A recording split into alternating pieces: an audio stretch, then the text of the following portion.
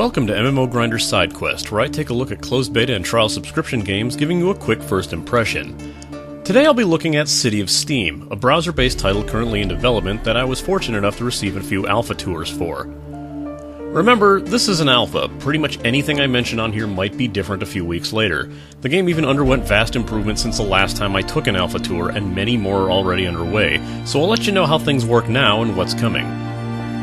First off, this game takes advantage of the Unity engine, a 3D engine built for browser games, and it looks absolutely fantastic.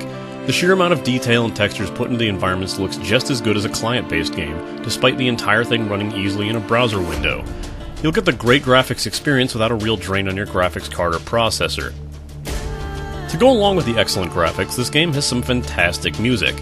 In case you're wondering why I'm not using my usual track in this side quest, it's because I really wanted to showcase this game's title track, which you're hearing right now.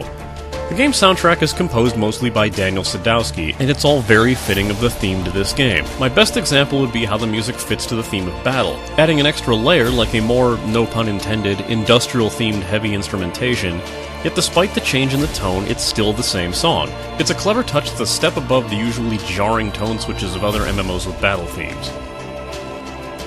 I've noticed people are too quick to label this game as steampunk, and, well, I guess it just depends on how you define steampunk.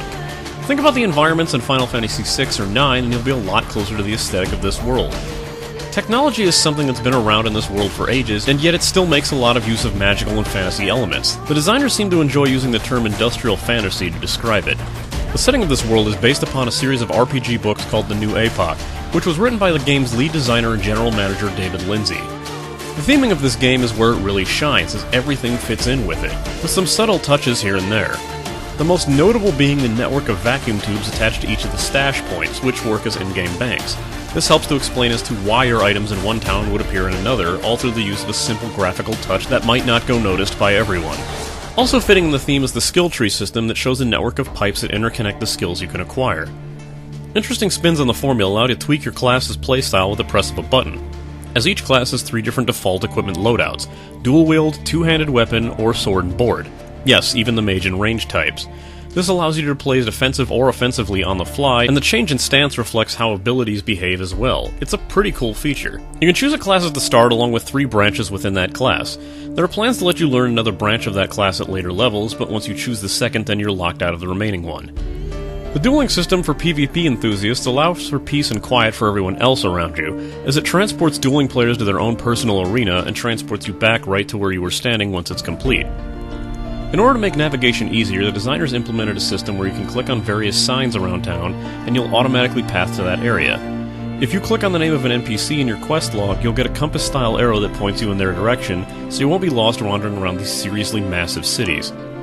Nice feature is the reforging system that allows you to upgrade your current weapon to the next level quality weapon without having to hope a better one drops. It just takes a bit of in-game money and a few crafting items, but it's a good thing to have. If this sounds like something you'd like to check out or support, here's a few links. First off, the final alpha test of the game starts on August 17th, 2012, and if you'd like to participate, head over to cityofsteam.com/get_email and sign up for the newsletter. Alternatively, if you'd like to directly support the developers of the game, there are supporter packs of various prices that grant you perks, like game keys, some cash-out currency, and for those who would choose the highest supporter pack, the chance to design their own in-game item. Personally, I think the game has great potential, fantastic theming, and is easily one of the most complex browser-based MMOs I've seen in a long while. I can't wait to see what it has in store for the future. This has been an MMO Grinder Side Quest, and it's time I logged out.